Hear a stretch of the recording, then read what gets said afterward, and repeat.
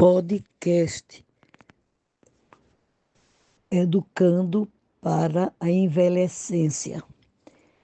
Eu estou tomando como base Miriam Goldenberg, que é uma antropóloga do Rio de Janeiro, e ela fala sobre essa questão do envelhecimento, ao tempo que eu também vou tomar Simone de Beauvoir. Enquanto Simone de Beauvoir retrata os anos 68, Miriam Goldenberg já se retrata a 2013.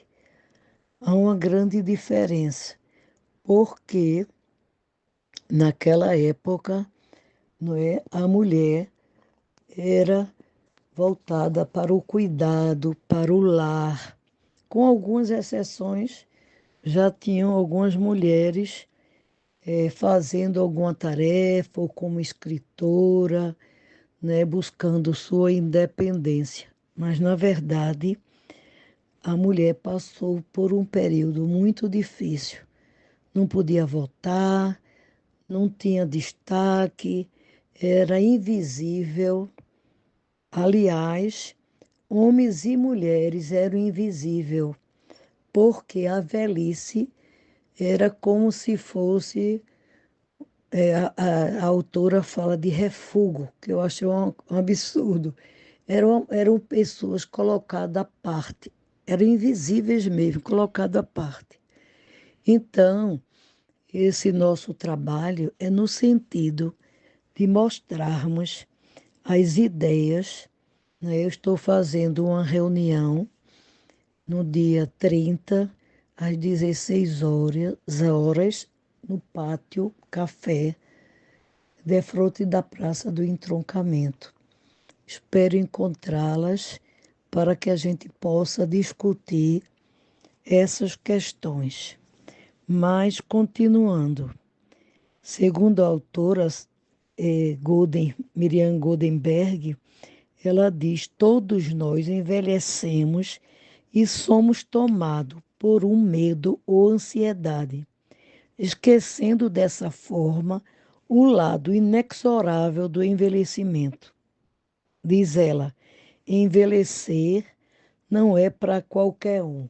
Quando ela diz isso, e à medida que eu venho lendo outros autores, outras questões de envelhecimento, alguns autores colocam se a pessoa, por exemplo, estudou, tem uma base de conhecimento, se essa pessoa se acha bonita, se essa pessoa faz viagem, tem grupos de amigos, de amigas, né? Essa troca permanente com amigos é muito importante para o envelhecimento.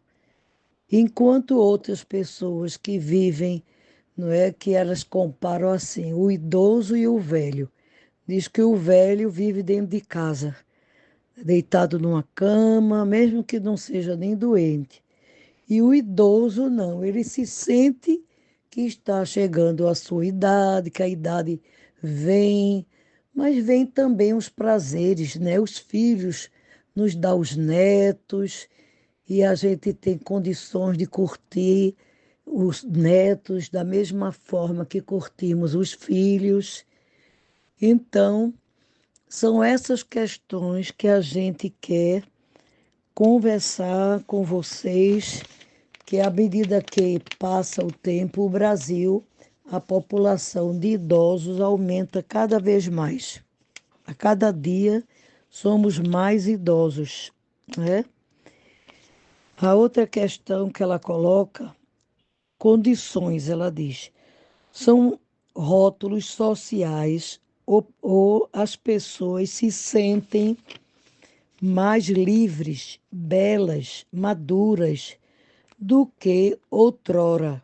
Ou seja, nossas mães naquela época, com 50 anos, que é um absurdo, elas já se sentiam que estavam ficando idosas, sentavam nas calçadas, conversavam umas com as outras. Eu lembro que elas comiam muitos doces, já que a gente hoje não pode, né? Comiam muitos doces, aproveitavam muito das guloseimas. O resultado de uma pesquisa que fala de corpo, envelhecimento e felicidade, Miriam Goldenberg entrevistou 1.700 que ela chama de atores, homens e mulheres. E ela, daí, criou um grupo chamado de Coroas Poderosas Unidas. Achei muito interessante isso. Então, a gente precisa, não é, é, passear mais, conversar mais, trocar mais, como a gente aprende, né, com as pessoas, até na rua, num ônibus, numa viagem em grupo. Aí ela vai adiante e fala do sentido de liberdade. Para que a gente tenha um sentido de liberdade, é necessário que a gente tenha um projeto de vida com significados para a vida, são primordiais. Ela diz que se a gente tem um projeto de vida, e conforme esse projeto, não é, ele vai dar um sentido na vida do idoso, que pode ser, nem que seja até dentro de casa esse projeto de vida, não é? Seja com os netos, seja com os filhos, seja com a família, seja com as irmãs, com os irmãos, e ela baseia-se em Viktor Frankl, em 2008, sobre que ela fala da busca da liberdade na esteira de Simone de Beauvoir, que é outra pessoa que eu vou falar.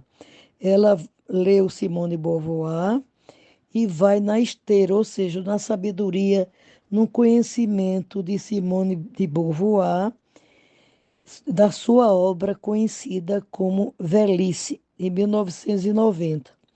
Aí ela diz para homens e mulheres e ressalta que os homens, quando vão ficando idosos, que chamamos de velhos, né?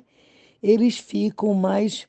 As pessoas dizem: ah, você está bonito, charmosos, tornam-se profundamente mais, tornam-se profundamente dependentes da mulher.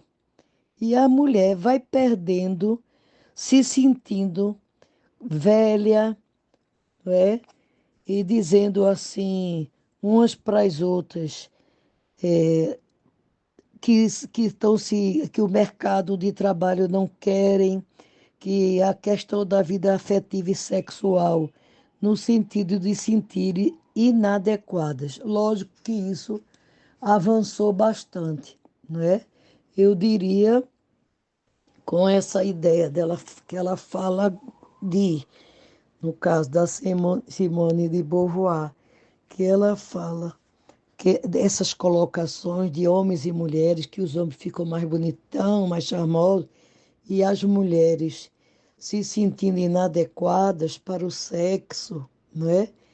E ainda acrescento que o homem tem uma liberdade, fica mais liberto, procurando até ser felizes de outras formas, esquecendo a própria mulher dentro de casa, não é? Que é um verdadeiro absurdo. Então, a gente quer ser feliz com os maridos, com as pessoas que a gente convive, no caso, uma união estável, um parceiro, e isso aí, creio eu, que já tem mudado bastante. A gente tem procurado, não é, com a mulher, com o passar dos anos, tendo feito muitos cursos, tendo vários conhecimentos, várias trocas com outras mulheres ou outros homens, tendo trabalhos, né, reconhecidos e tal. Isso aí mudou muito. As mulheres hoje se cuidam muito, são bem bonitas e a beleza não está só no cuidado exterior e como também no cuidado interior. Então, são essas coisas que a gente vai falar e eu gostaria que muita gente convocasse colegas ou grupos para se fazerem presente no dia 30, quarta-feira, às 16 horas, no Café Pátio. Vamos nos encontrar para trocar essas ideias e leve mulheres que precisam conversar mais umas com as outras. Boa noite, obrigada.